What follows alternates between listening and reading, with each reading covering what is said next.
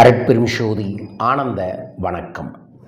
ஏகாதேசி 2026 முதல் ஏகாதேசி வரும் புதன்கிழமை போகி பண்டிகை அன்று வருகிறது.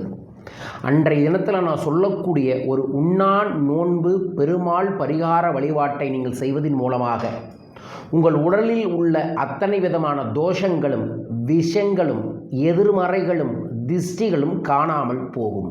ஆம், ஏகாதேசி என்பது ஒரு பெண் ராசசியோட பேர். பெருமாள் அவளை அழிச்சிட்டாங்க. அழிச்சது போது ஒரு வரம் கேட்டார். இதுபோல் எதிர்மறையாக சிந்திக்கிறவங்கள்லாம் ஏகாதேசி அன்னைக்கு விரதம் இருந்தால் இந்த எதிர்மறையெல்லாம் அழியணும் பெருமாளே, அதுக்கு வரம் தாங்க அப்படின்னு கேட்ட உடனே பெருமாள் அவங்களை அழிச்சிட்டு கொடுத்த வரம் தான் ஏகாதேசி விரதமே. ஏகாதேசி விரதம் நம்ம இயல்பாக என்ன இருக்கிறோம், பெருமாள் கோயிலில் போய் பெருமாள் வழிபாடுகள் செய்கிறோம், மந்திர ஜபத்தை செய்கிறோம். ஆனால் ஏகாதேசி என்று உண்ணா நோன்பு இருப்பதின் மூலமாக நம்ம உடம்பில் இருக்கக்கூடிய கெட்ட சக்திகள், கெட்ட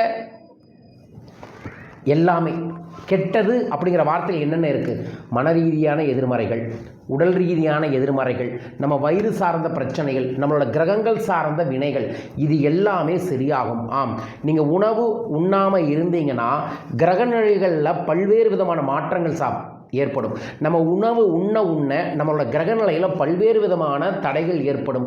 அப்போ நம்ம ஜாதகத்தில் எந்த கிரகம் வேலை செய்யலையோ அப்போ அடிபடும். ஸோ ஜாதக ரீதியான தீர்வுகளுக்கும் உங்களோட பல்வேறு விதமான பிரச்சனைகளுக்கான தீர்வுகளுக்கும் ஏகாதேசி என்றும் அதற்கு அடுத்த நாள் வரக்கூடிய துவாதசி என்றும் விரதம் இருங்கள்.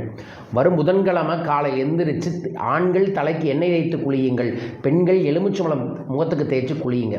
காலை மதியம் உணவு எடுத்துக்கொள்ளாமல் ஓம் நமோ நாராயணங்கிற மந்திரத்தை சொல்லுங்க.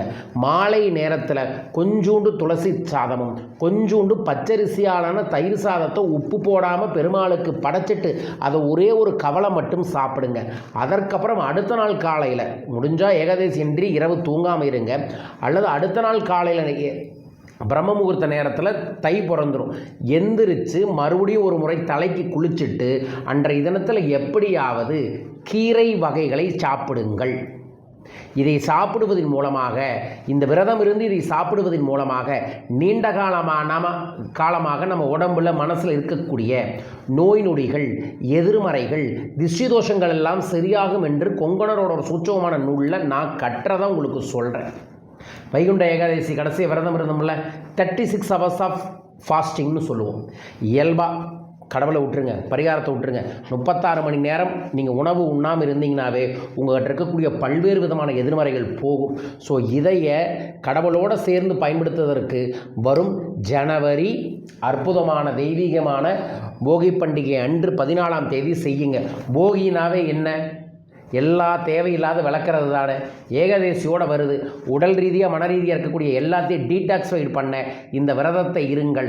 அன்றைய தினத்தில் ஓம் நமோ நாராயண, ஓம் ஸ்ரீம் லலிதம் லம்போதரம் இந்த 2 மந்திரத்தையும் மறக்காமல் 111 முறை மனமாக ஜபம் செய்யுங்கள். வார்த்தை சொல்லி ஜபம் செய்யாமல் கண்களை மூடி திருப்பதிக்குள்ளே இருக்கிறேன்னு நினச்சிக்கிட்டு சொல்லுங்கள், நல்லது நடக்கும். அதற்கப்புறம் சாயந்தரம் எதிர்மறையை கொளுத்தி வீசக்கூடிய போகி பண்டிகையை கொண்டாடுங்கள்.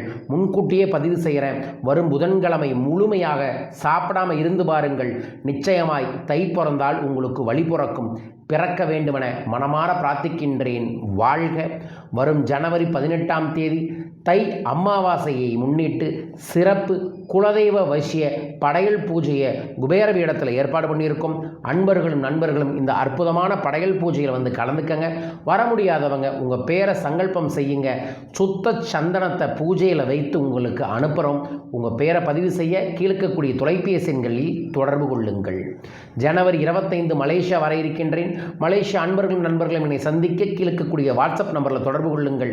மீண்டும் ஒரு அற்புத பதிவில் உங்களை சந்திக்கின்ற நம்ம 2026ஆம் ஆண்டின் டைரி 2 வாங்குறவங்களுக்கு 1 ஃப்ரீ தந்துக்கிட்டு இருக்கோம். தேவைப்படுறவங்க கடைசி லிமிடெட் குவான்டிட்டி இருக்குது, வாங்கி பயன்படுத்தி கொள்ளுங்கள். மீண்டும் ஒரு அற்புத பதிவில் உங்களை சந்திக்கின்றேன். வாழ்க வையகம், வாழ்க பணமுடன். நன்றிகள் கோடி.